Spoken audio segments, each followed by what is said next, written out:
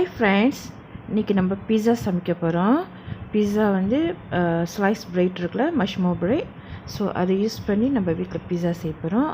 வாங்க அதுக்கு தேவையான பொருட்களை பார்க்கலாம்.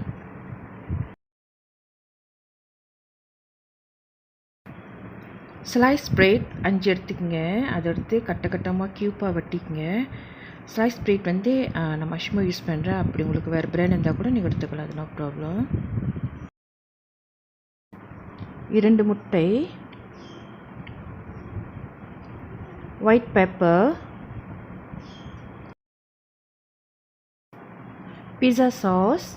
ஹோம்மேட் பீஸா சாஸ் வந்து நான் இன்னொரு யூடியூப் லிங்க்லேயும் உங்களுக்கு கொடுத்துருக்கேன். டிஸ்கிரிப்ஷன் பாக்ஸில் ரெஃபர் பண்ணுங்கள். நான் இங்கே அந்த லிங்க்கு கொடுத்துருக்கேன். ஸோ இது ரொம்ப ஈஸி தான். எப்படி செய்கிறதுனாக்கா, டொமேட்டோ, தக்காளி பழமும் பூண்டும் இருந்தால் போதும். ஸோ நம்ம ஒரு பீஸா சாஸ் வந்து செஞ்சிடலாம். நீங்கள் அதில் பார்க்கலாம், 5 மினிட் தான் அந்த பீஸா சாஸ் செய்யுது.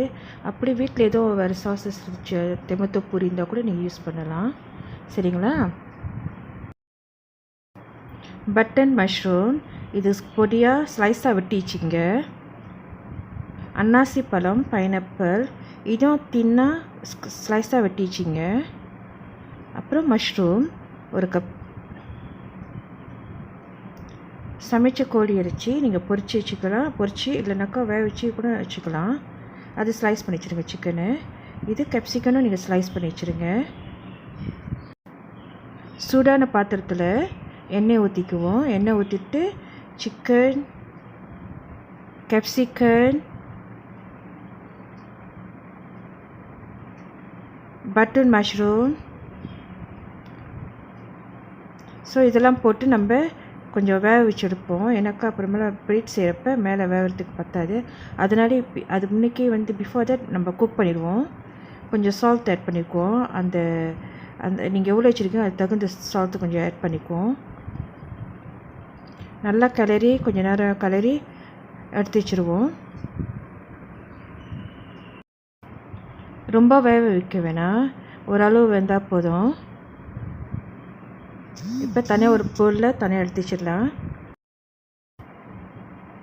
க்யூப் பண்ணி வச்சிருந்த பிரெட், 2 முட்டை போட்டு ஒயிட் பெப்பர் போட்டு எல்லாத்தையும் நல்லா மிக்ஸ் பண்ணி விடுவோம். இது பீஸா பேஸ் செய்கிறோம் நம்ம.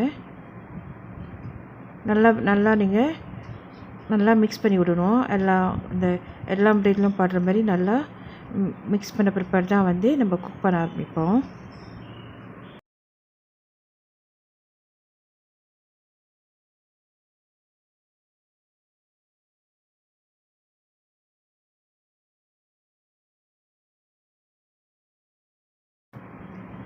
சூடான பாத்திரத்தில் எண்ணெய் ஊற்றிட்டு நம்ம மிக்ஸ் பண்ணிச்சு அந்த பிரெட்டை எடுத்து இதில் போட்டுருவோம். போட்டு ஃப்ளேக் பண்ணணும். இது மாதிரி அமுத்தி இல்லை அப்பா கரண்டிலையோ இதில் வந்து இந்த மாதிரி அமுத்தி நம்ம பீஸா பேஸ் செய்கிறோம். ஸோ அந்த பேஸ் வந்து கரெக்டாக உட்காரத்துக்காண்டி ஒரு வட்டமாக நம்ம அமுத்தி விட்டாக்கா கீழே வந்து வேக ஆரம்பிக்கும். ஒரு பகுதி வேவும். வெந்த பிற்பாடு நம்ம திருப்பி போடணும். இந்த மாதிரி ஒரு போல் வச்சு இந்த மாதிரி திருப்பி நீங்கள் போட்டிங்கனாக்கா, ஒரு பிளேட் வச்சு இந்த மாதிரி திருப்பி நீங்கள் போட்டிங்கனாக்கா அந்தாண்ட சீட்டும் வேவும்.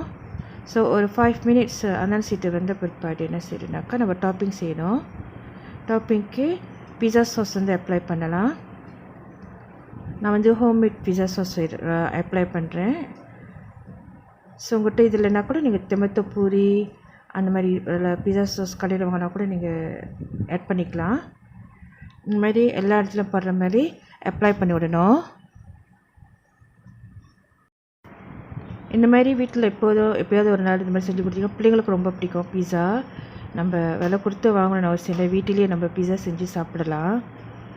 சட்டுன்னு சமைக்கக்கூடிய ஜாமாவும் திங்ஸும் அவ்வளோ இல்லை.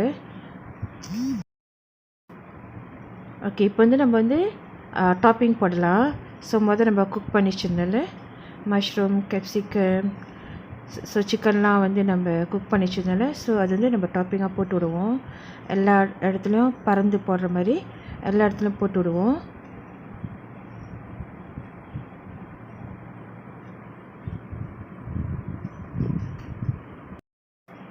ஒரு டீஸ்பூன் ஒரிகானோ போட்டுக்குவோம். அப்படி உங்கள்கிட்ட மிக்ஸ் ஹர்ப்ஸ் இருந்தால் கூட நீங்கள் அது கூட யூஸ் பண்ணலாம். ஒரு சில்லி ஃப்ளேக்ஸு, ஸோ எல்லா இடத்துலையும் உரப்புக்கு தகுந்தது அளவு போட்டுக்கலாம்.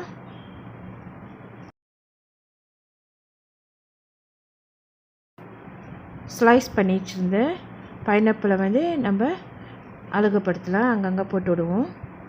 நல்லா ஜூஸியாக இருக்கும். பீஸா ஹார்டாக இருக்கிறதுக்கும் மேலே. ஸோ இந்த நல்லா அப்படியே கம்ப்ளீட்டாக இருக்கும். டேஸ்ட் நல்லா ஹெவியாக இருக்கும்.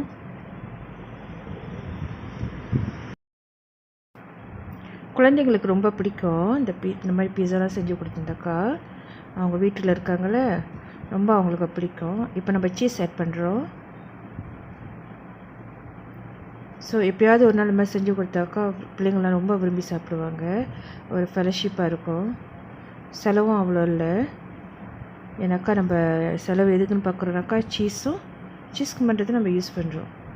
மற்றபடி எல்லாம் சிக்கனமாக முடிச்சிடலாம் வீட்டில் இருந்துக்கிட்டே. இப்போ கொஞ்ச நேரம் மூடிப்போம். அடுப்பு வந்து ஸ்லோலே தான் இருக்கணும்.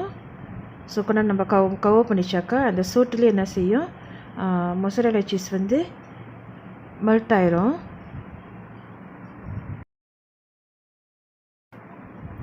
our pizza is ready.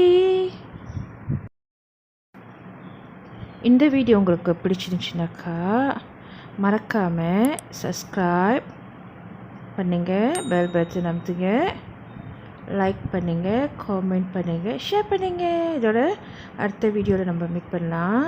புது ரெசிபியோட வரேன். Bye. Happy cooking. Drop it.